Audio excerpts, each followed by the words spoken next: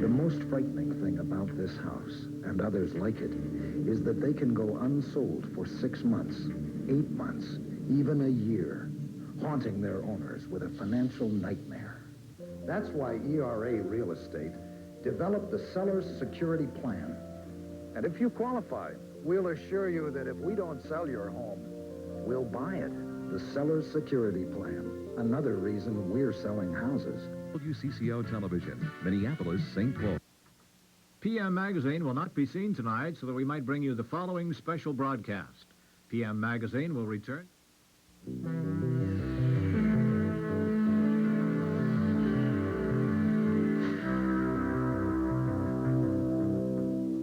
Oh dear, the movers are here. As you can see, the movers are here, and they're making their final moves. And we have just made our last news broadcast from this nice old building.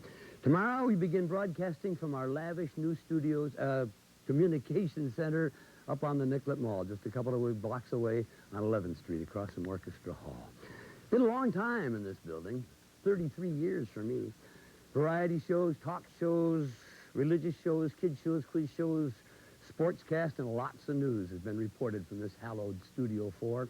From here, we have turned the cameras on many, many celebrated people.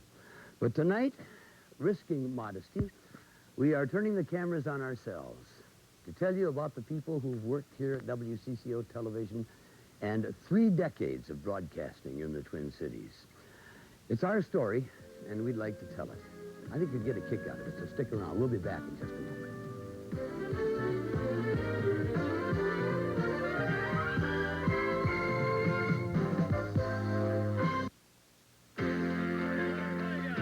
I thought it would taste good, but not this good. Diet Coke, yeah, Diet Coke. Look on the taste from Coca-Cola. I don't care if it's diet or undiet. It tastes great. Diet Coke, taste Diet Coke. Just for the taste of it, just for the taste of it. Diet Coke. Now there's both Diet Coke and new caffeine-free Diet Coke. Prop room, where we stored scenery, furniture, props, and all sorts of other materials used in the production of television programs. So, warehouse of memories for me. Back over there in the corner, there was a loft about 6 feet off the ground with a little ladder going up to it, and it was piled high with furniture. Every once in a while, I'd sneak up there and catch a little cat nap, about 20 minutes.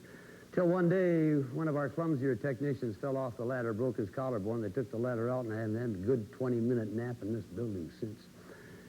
Looking around here gives you a pretty good idea of how things begin. For WCCO Television, it began with this, the radio. In 1946, there were about 60 million radios in America. And every night, people packed the parlor just to sit and listen to the radio.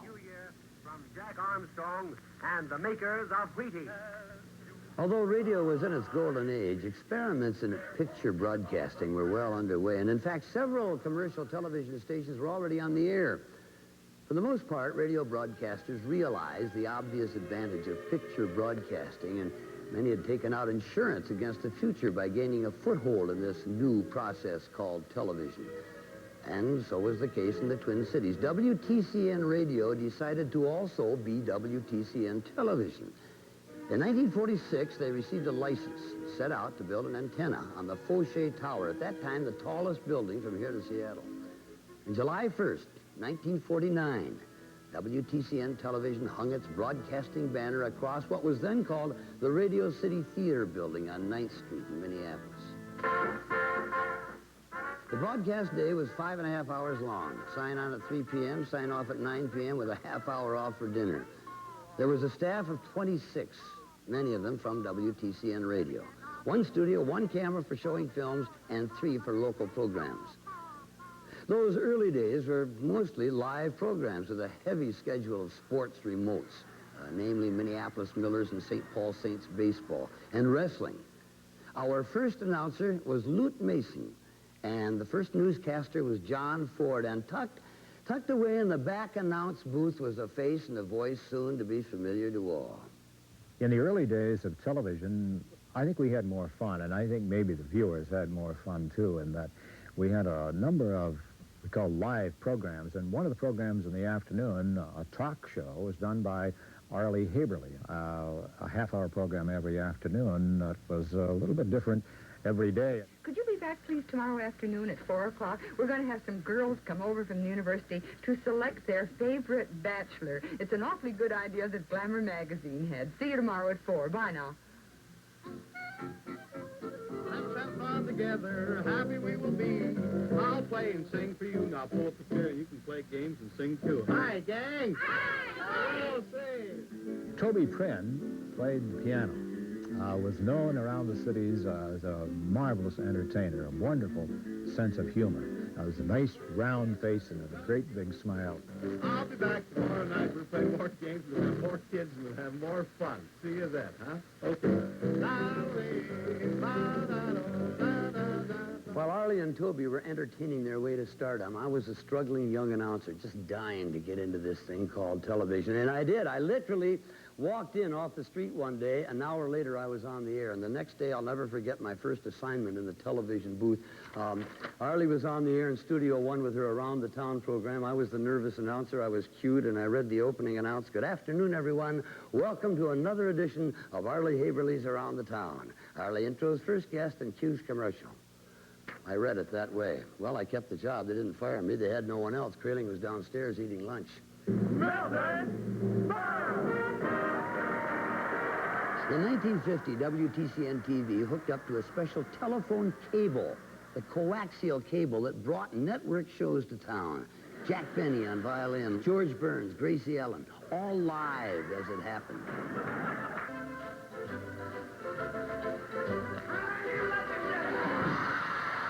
Say, kids, what time is it? When you love ukulele style, with every note your heart will float. The X4 Ranch with Bob Franzen entertained the kids. Raleigh Johnson went hunting and fishing. We were on the air with it for 9 years, always sponsored all the time. And I did a lot of the filming on the show myself, and I enjoyed it. Sweetie Pie was a very pretty, a very beautiful girl. And we needed a name, and I just happened to pick Sweetie Pie out of the air, and she actually became rather famous. Here's an example of some of the things we were doing in 1951, Life magazine, February 12th for that year. There's an article here entitled School by TV. In Minneapolis last week, where the city schools closed by a strike of janitors and teachers, 63,000 elementary and high school students were on forced vacation. For 2 hours every morning, station WTC. Karen Way.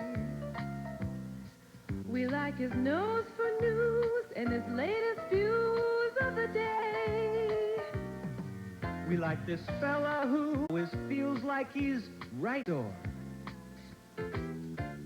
We like more. One More Time, a tribute to Dave Moore, Friday at 9 on Channel 4.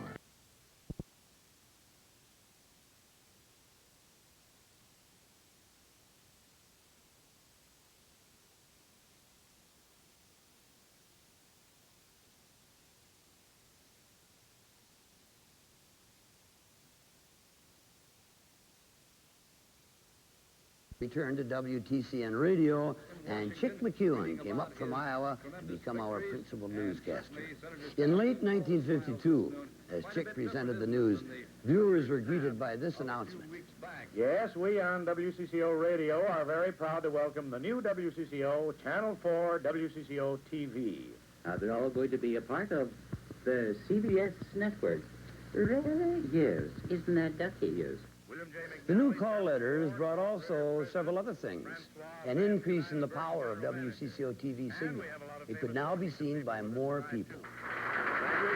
We done it. Thank you very much, gentlemen. On the air. And the new owners brought Cedric Adams from WCCO Radio. Good evening. There's a happy household in rural Ramsey County tonight. Cedric was Mr. Northwest in WCCO Radio. His 10 p.m. radio newscast was heard all over the nation. Cedric, rather than being a mentor of mine, was almost a father of mine. My father died when I was very young. There wasn't a more generous man alive than Cedric Adams. He was As far as my memories are concerned, he was a giant of a human being. 1953 brought the world of aviation, a unique program that combined the news about airplanes and travel. Its host was Sherm Bowen, who also was the pilot at the WCCO-TV news plane. The program started out rather slowly, as you can imagine, but we learned in a hurry. I went out and found a $75 camera, and of course I flew my own plane all over the country shooting film, and it stayed on the air for 28 years, so I'd say that it was a fair beginning and a fair ending. Another popular personality of the early 50s was Clellan Card, a master with an endless bill of characters.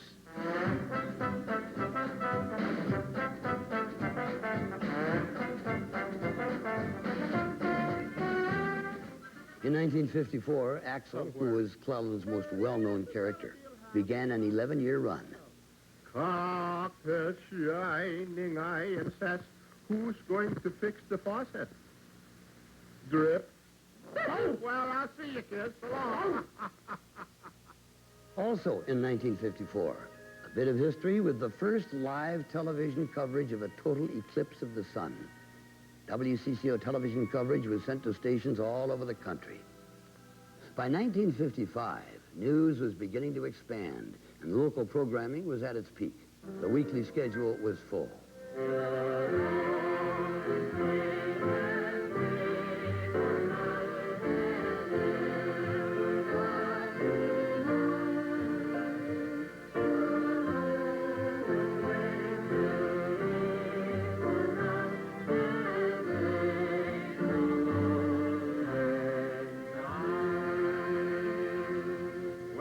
Enjoyed the country party, people. We certainly did here. And say, Mary, looks like... The whole feeling of television in those days was a family feeling, and the most rehearsal I think any of us ever had in doing the children's shows was to put on our costumes and walk in the studio, and suddenly we would be transposed into those characters. I really had an alter ego with Carmen. In the newsroom, another familiar face had been hired. Well, almost hired. There was a brief, lovely moment when I was tempted with an offer to come work in CCO. Unfortunately, just at that same moment, I got nominated to do the conventions for the first time at CBS television. In 1957, the Russians blasted Sputnik 1 into orbit, and the Ford Motor Company launched the Edsel. I became news anchorman, hoping history would be kinder to me than it would be to the Edsel. And we announced a bold new concept in news broadcasting. President Eisenhower today named inflation as this country's major domestic problem. He said consumers can help combat it by avoiding reckless buying. The humidity is not quite so bad tonight, and so this push is a whole lot easier. The forecast for tomorrow: fair skies and little change in temperature, actually. After low tonight of 55, a high tomorrow of 70. And here's a reminder to you coaches throughout the state to call your scores to our Sports Desk Collect. Just call us here at Federal 80552 with your score, and we'll get it on the air. Well, it won't be too long until another football will be rolling. March of 1959 was Cedric Adams' last newscast. WCCO-TV Reports was born. We received our first 2-inch videotape machine. And now programs could be recorded and played back instantly. Television was changing. The emphasis on local programming had shifted from entertainment to information. And WCCO-TV News was clearly the emphasis. The 50s were over, a fabulous decade that fostered television, born, bred, and maturing. It was an age of invention and innovation, and just as radio had done 10 years earlier, television was packing them into the parlor. I'm going to coax a few more memories here, and we'll be right back in just a moment. Ha-ha, now straighten up and fly right.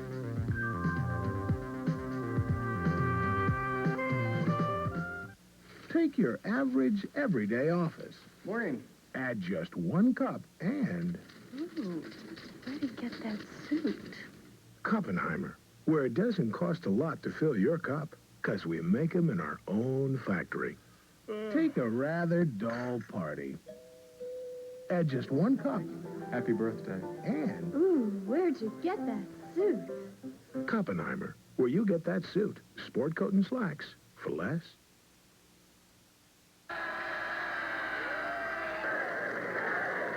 "1960 began a decade of social and political upheaval. Television brought the battlefield right into our living rooms. There's triumph in space and tragedy at home.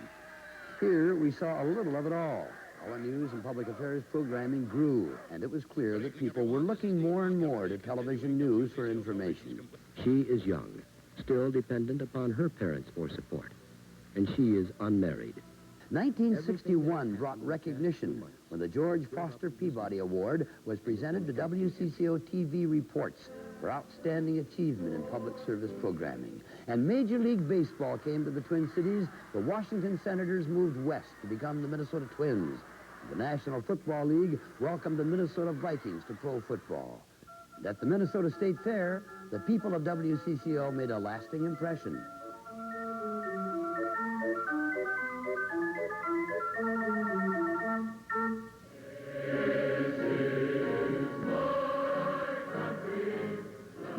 '62 saw the first international satellite broadcast when we gave the world a view of the stone faces on Mount Rushmore and the music of the Mormon Tabernacle Choir.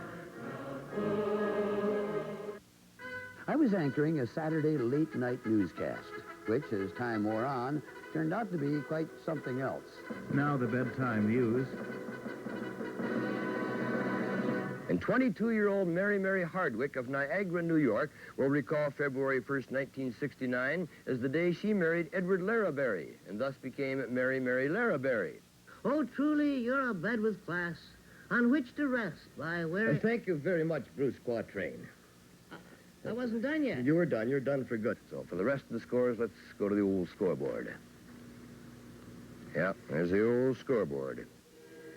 John Gallus went on the air with a Sunday morning religious program, which became one of the longest-running locally produced television programs in the industry. It's still on the air today.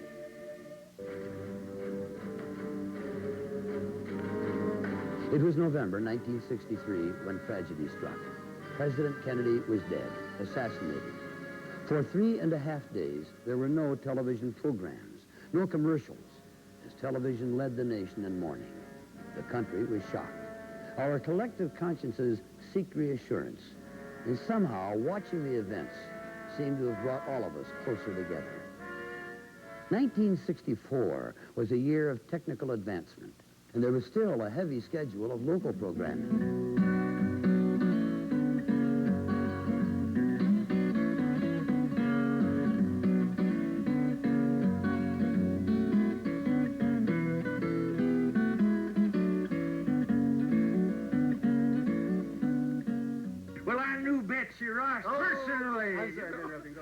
Believe it or not, all those children's programs ran about 20 years here on Channel 4's.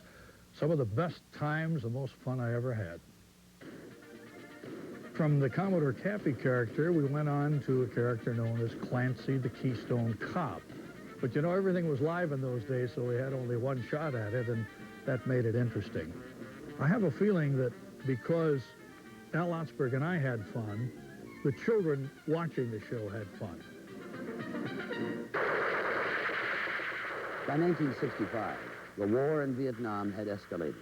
And in our newsroom, reporter Phil Jones and photographer Les Solon went to Vietnam to visit Minnesota service personnel. It started a trend, because as you look back, there are many CCO reporters and camera people who have traveled to other places around the world since then. Also, they launched WCCO on beyond the boundaries, beyond the states in its immediate coverage area. Metropolitan Stadium hosted the All-Star Game. Our Twins faced the Dodgers in the World Series. We lost, but it took 7 games. 1967 was a year of contrasts. In July, civil violence broke out in Minneapolis. And in a special report, Rumor to Rubble, we examined the tensions in our city. A short distance away in the downtown Minneapolis area, the Nicollet Mall was finally completed and opened with a special live broadcast. Oh, the times they are are a-changing. 1968 dawned with the prophecy of Minnesota's own Bob Dylan. For the times really were changing. The drug-inspired music of Janis Joplin and Jimi Hendrix, and the rock group The Who, predicted the violence that was to follow in this, the most explosive year of the decade. And it was the debut of The Scene Tonight.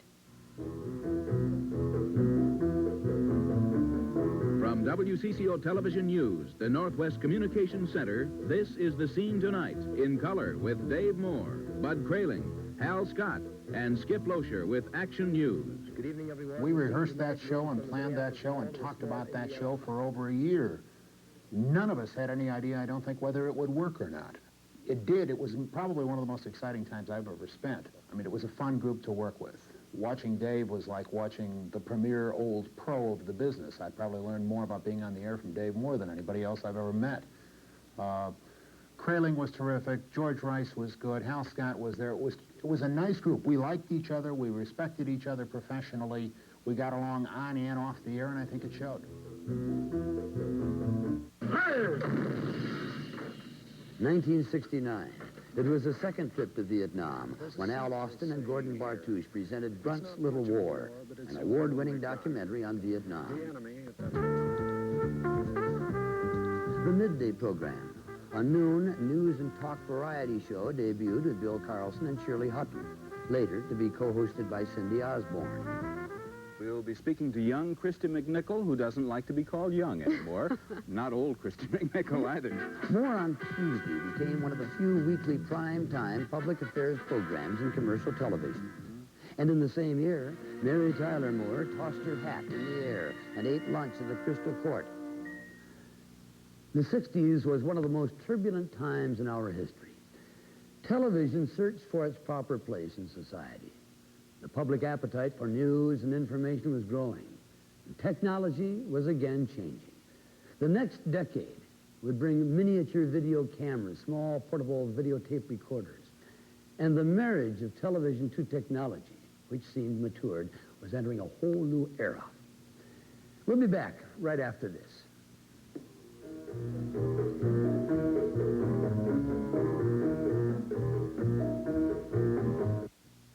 Ready for a shock? I found out all fabric bleach works best in hot water. I also found Boratine, the borax bleacher. It's specially formulated for warm water washing. So when I switched to warm for brightening colors, I switched to Boratine, the borax bleacher. When I switched to warm to remove stains from synthetics, I switched to Boratine, the borax bleacher. Boratine. It's made to whiten, brighten, and remove stains in warm water. So when you switch to warm, switch to Boratine, the borax bleacher. After nearly 10 years, 1971 marked the end of the bedtime news and the beginning of Outdoors and You with Chuck Ross. Sue Cox joined the sports department as Bronco and soon established a rather remarkable record of gridiron prognostications. Don Tladstrup and Les Solon circled the globe for a special broadcast on the tensions in the Middle East. And on CBS, it was a new era of programming. Archie Bunker was every man, all rolled up in a somewhat acceptable, pudgy package of bigotry. Social issues were now entertainment. 1972 saw the worst student unrest at the University of Minnesota ever, and Washington Avenue became a battleground. And on a Hollywood backlot battlefield, CBS aired a series that no one really thought would make it. The series was MASH. In 1974, we celebrated our silver anniversary, and I played a rather bristled little character on our own Christmas drama, Miracle on 9th Street. Santa has to know all of the names, or else he won't get the gifts down the right chimneys. In 1975, once again, our newsroom received the George Peabody Award for a program called From Belfast with Love, produced and reported by Al Austin. New ownership took over in 1976. MTC Properties purchased 100% of WCCO Television and brought in a new management team. Jerry Bowen, now with CBS, traveled to Guatemala for a special program. Susan Spencer, also with CBS, joined the newsroom reporting staff. Everybody probably likes to think that the time that he was at CCO was the best. But I like to think that the time that I was there really was the best. And I know that the people that are still good friends of mine who've gone on and are now, so many of them at CBS, Jerry Bowen, Bob McNamara, Don Cladstrup, Barry Peterson, and people at CBS really have a incredible respect for WCCO. They joke about it and they call it the farm team. And you know, you get fairly proud of that. Over the years, there had been an increase in the number of special reports, and we think the 1970s offered some of the best. But the facts remain. Pinkerton hired Gene Robinson, an ex-felon, and put him to work with a gun. Have you committed arson? Yes, I have. How much? More than I'd care to admit. George says he was offered the... A bowling alley has called. A man who was tossed out is back, waving a rifle, threatening to shoot up the place. This is the 10 In p.m. 1977, Doug Moore joined me at the anchor desk of the new 10 p.m. report, along with meteorologist Mike Fairborn. It was a new format, a co-anchor team working together to present the news. Late on the evening of January 13th, 1978, Hubert H. Humphrey passed away. 3 days later, thousands paid their last respects as WCCO Television News presented a 5-hour broadcast tribute to the distinguished senator from Minnesota. 1978 brought in Pat Miles and Don Shelby as co-anchors for the weekend newscasts, and the Public Affairs Department launched the Moore Report with a 3.5-hour primetime special called Nobody Ever Asked Me. And from that time on, the Moore Report has continued to present an award-winning series of documentaries. Good evening. 1979 brought on what has turned out to be a very successful 5 p.m. report, a more relaxed news format designed to immediately debrief reporters just prior to the 6 p.m. report. It was also the year of the Live Eye in the Sky, a news bureau in downtown St. Paul, and PM Magazine, a daily information and entertainment program. And 1979 marked our 30th anniversary in broadcasting. The national political conventions took place in 1980, and we offered live satellite coverage of our local delegations. A newspaper strike gave birth to the Morning Report. Incredible Kids, a locally produced magazine show for Minnesota young people, joined the Saturday morning lineup. On a dark, rainy night, the Live Eye in the Sky made a dramatic rescue of 2 young people off an island in a flood-swollen river. 1980 also saw the birth of the I-Team with its first investigation, this one of Minneapolis housing inspectors, for which the team received a National Emmy Award. In 1981, our noon show, Midday, became the Noon Report with Bill Carlson and Debbie Ely, a full half-hour newscast at 12 noon. In December of that year, we presented a locally produced drama, O. Henry's Gift to the Magi. WCCO Radio's news director, Kurt Beckman, and I had an exclusive interview with President Reagan on his 1982 visit to the Twin Cities. And in October of 1982, we opened our Washington, D.C. News Bureau and premiered the new 10 p.m. report, a tri-anchor newscast with live reports via satellite from Washington, D.C. every evening. 1983, another National Emmy Award to the I-Team for its investigation of the sexual abuse of children. And our sports department covered the 1983 Minnesota High School Hockey Tournament and accompanied the Vikings to London in the first NFL game ever in Europe. They're playing more like the Super Bowl Cup is at stake than the Global Cup here in the early going. In mid-'83, we put the finishing touches on our new communication center, which in turn has led to our last newscast in this old building and the very purpose of this broadcast. If we've taken anything from these past 3 decades, it will be that people make memories, not buildings or sets or props. And that a building really is just a place where people go to care about something, a place to be when things happen.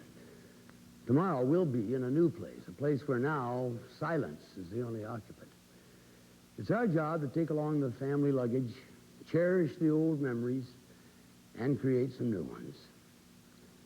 Thanks for being with us tonight. I'm Dave Moore. Good night. In my Easter bonnet, with all the frills upon it, I'll be the grandest lady in the Easter parade. Hey, Lord.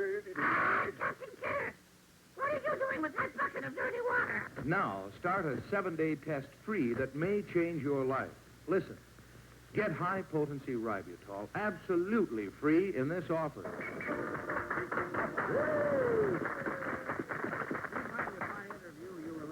I'd like to... How are you, Hall, you old bum? I'd like to drink their strawberry... Well, thank you very... Well, you didn't have to send two, but thank you. That's very nice. Thank you, Magic Table. You're very nice, Magic Table. An old-fashioned Christmas with snowballing fun. WCCO-TV, Minneapolis, St. Paul.